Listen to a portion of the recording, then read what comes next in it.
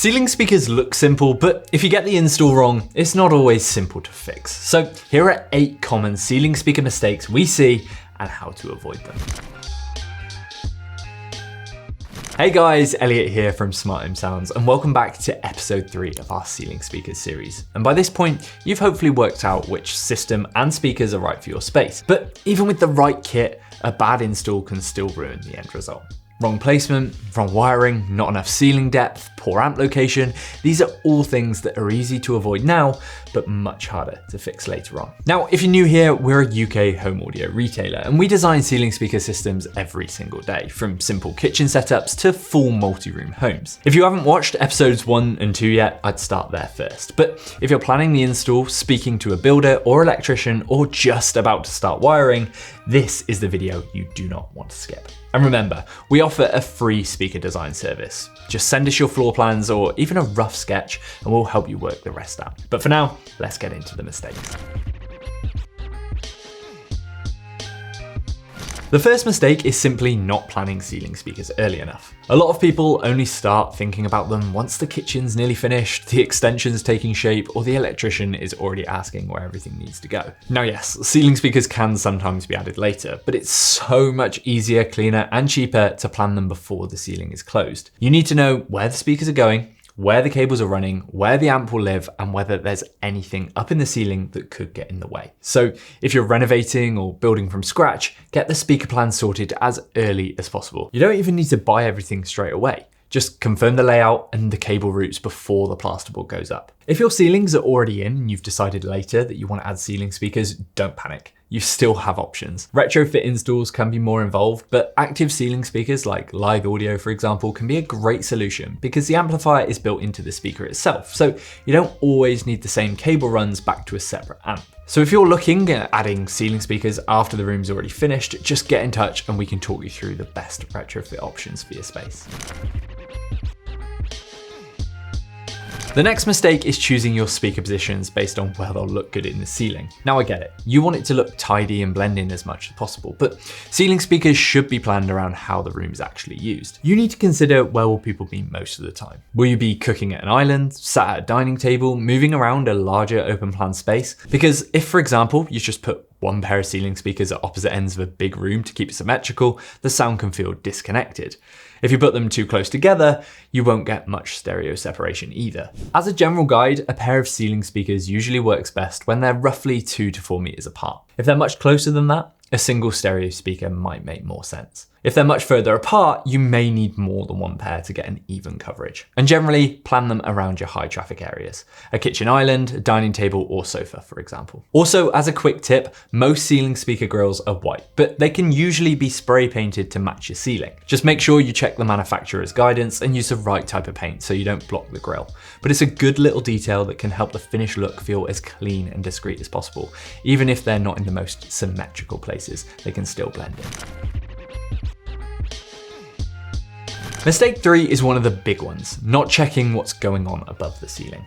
Everyone focuses on how the speakers will look from below, but what's above matters just as much. Firstly, is there enough depth for your speaker? Are there joists, pipes, or cables in the way? Is there a bedroom above? Remember that a lot of the speaker sits inside your ceiling void, so that space is super important. One of the most common problems we see is someone choosing a speaker, coming to install it and realizing it's actually too deep to fit in their ceiling void.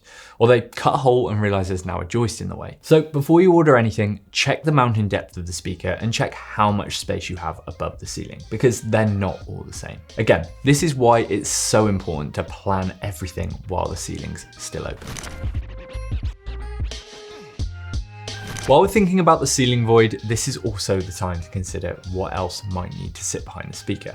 And the big one is firehoods. Once you cut a hole in the ceiling for a speaker, you may affect the fire protection that ceiling is designed to provide. In the UK, if you're installing ceiling speakers below a habitable room, like a bedroom or anywhere the ceiling needs to maintain fire resistance, you'll want to look at firehoods. They sit over the back of the speaker and help maintain the fire integrity of the ceiling after the speaker hole has been cut. They can also help reduce sound leaking into into the room above, which is another added bonus if you're installing speakers underneath a bedroom or another living space. The exact requirements can depend on your property, the ceiling construction and the installation, so always make sure you check with your builder, installer or building control if you're unsure, but the mistake is assuming Firehoods are just an optional add-on. In a lot of installs, they're there for a very important reason and might even be a legal requirement. And while we're talking about what sits behind the speaker, it's also worth mentioning back boxes, which are different to Firehoods. They're more about acoustic control, reducing sound leakage, protecting the speaker from insulation or debris, and giving the speaker a more consistent space to perform in. Some speakers have them built in, and with others, they can be added separately. These are less common than Firehoods, but something definitely worth looking at this stage as well. Mistake number 5 is cutting the holes before checking the final speaker spec. And this sounds obvious, but it happens more often than you might think. Don't cut the hole until you've checked the exact cutout template for the exact speaker you're installing. And I mean the exact template. And because it's such a common mistake we see, a 6-inch ceiling speaker does not mean you cut a 6-inch hole. That number usually refers to the driver size, not the cutout size. You want to use either the cutout template in the box, which is the easiest method, or the cutout dimensions on the product page. And if you change the speaker model halfway through the project, this becomes even more important. You might switch brand, upgrade the speaker, or move from a 6-inch to an 8-inch model, and the cutout size could be completely different. Even two 6-inch speakers are likely to have different cutout dimensions. So, our very simple rule, measure twice, cut once. It's a cliche, but with ceiling speakers, this is something you really don't want to get wrong. Mistake number 6 is getting mono, stereo, and single stereo speakers mixed up. This is one of those things that sounds a bit technical, but it's actually really simple once you understand it. In most rooms, ceiling speakers are installed as a pair. One speaker plays the left channel and the other plays the right channel. That's how you get proper stereo sound. But if you've only got space for one speaker, maybe in a bathroom or a smaller bedroom, you can't just install one standard mono ceiling speaker because you'll only get one side of the audio. So for smaller rooms, you usually want a single stereo ceiling speaker, which has both left and right channels built into one speaker. But here's the bit people often miss. Even though there's one speaker in the ceiling, a single stereo speaker still needs to be wired for left and right audio. That means running 2 speaker cables to it or using the right 4-core speaker cable so both channels are there. If you only run one cable from the amp, again, you'll only be feeding it half the audio. A similar mistake we see too often is people splitting a stereo pair across 2 rooms. The pair is designed to work together in the same space, one playing the left channel and the other playing the right. If you split them up, you're going to split the audio. It'll work and still make sound, but it definitely won't sound right. If you've already split a pair across a wider space or 2 areas, don't panic. Some smart amps like the Sonos amp and the Wii have a mono or dual mono setting in the app, which can send a combined left and right signal to each speaker so the speaker gets a full mix rather than one side of the audio. That can be a good workaround in this case. Before we move on, a quick but important wiring tip. For most ceiling speaker installs, the industry standard is 16 gauge 2-core speaker cable, which is a great solution if the cable runs from the amp to each speaker are under around 35 meters. And just to be clear, each passive ceiling speaker needs speaker cable running from the speaker back to the amplifier. If you've got a pair of speakers in one room, that usually means one cable run from the amp to the left speaker and one from the amp to the right speaker. If you're using a single stereo speaker, as I mentioned, you'll need either 2 cable runs or a suitable 4-core speaker cable. And if any cable runs are going to be longer than 35 meters, it's worth stepping up to 14 gauge speaker cable to help avoid signal degradation over that longer distance. You don't need to go overboard with expensive cable, but you do need the right cable run to the right places.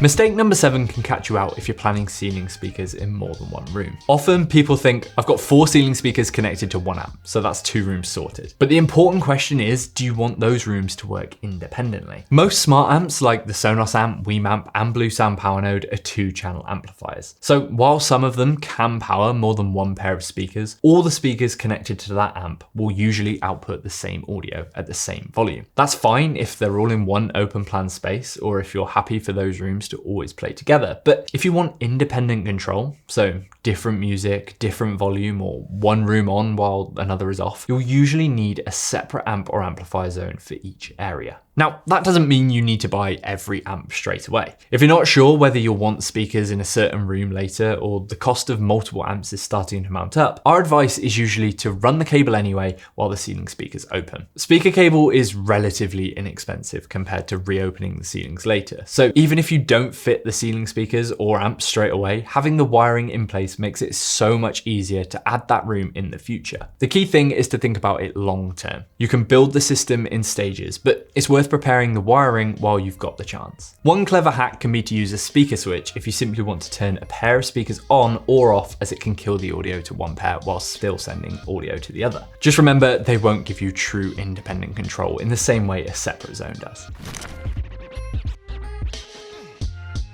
The final mistake we see is expecting ceiling speakers to solve every audio problem. Ceiling speakers are brilliant for music around the home and can cover all different areas, but for TV audio, you need to be a bit more careful. This is something we get asked a lot. Someone will come to us planning ceiling speakers for a lounge or open plan living space, mainly for music, and then say, okay, great, so that'll work for the TV as well, yeah? And the answer is sometimes, but only if it's designed that way from the start. It's also a key point that if all the main TV sound is coming from above your head, dialogue can feel disconnected from the screen, and you want voices at least to feel like they're coming from the TV, not from the ceiling. So for most TV setups, a soundbar or front speakers at TV level will usually give you a better experience for dialogue and front soundstage. They're coming from the TV, not from the ceiling. So for most TV setups, a soundbar or front speakers at TV level will usually give you a better experience for dialogue and front soundstage. Where ceiling speakers can work really is as surrounds or Atmos height channels, but only when they're connected to the right system, positioned properly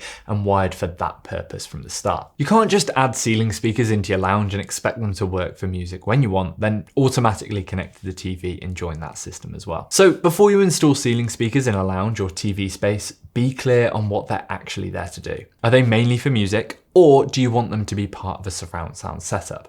Because those are very different designs, and it's much better to decide before the ceiling is wired than after. And one final thing here is bass. Ceiling speakers can sound really good, especially when you choose the right models for the room. But if you want proper low-end impact for films, parties, or a larger open plan living space, you can add a subwoofer into some systems. That doesn't mean every ceiling speaker setup needs a sub. For general background music, most people will be absolutely fine without one. But if you're expecting bigger, deeper bass, it's worth planning that from the start, rather than assuming the ceiling speakers will do everything on their own. So those are the common ceiling speaker mistakes we see all of the time. And if there's one takeaway from this whole series, it's that ceiling speakers are simple to live with, but they need to be planned properly. Get the placement, wiring, amp location, zones, and installation details right at the start, and you'll end up with a system that looks clean, sounds great, and works exactly how you want it to. Get those things wrong, and it can be frustrating and expensive to fix afterwards. So if you're planning a project, use the link below to get in touch with our team and send us your plans. It doesn't need to be anything fancy, and we can help you work out where to get started. And if you're local to Cheltenham, you can also come in and visit our store, where we've got a dedicated demo space so you can actually hear the difference between systems and speakers before you commit. If you've got a ceiling speaker question, drop it in the comments below, because we do read them and they help us make more useful videos like this one. And if this series has helped, make sure you subscribe, give the video a like, and check out episodes 1 and 2 if you haven't already. Thanks as always for watching, guys, and we'll see you in the next one.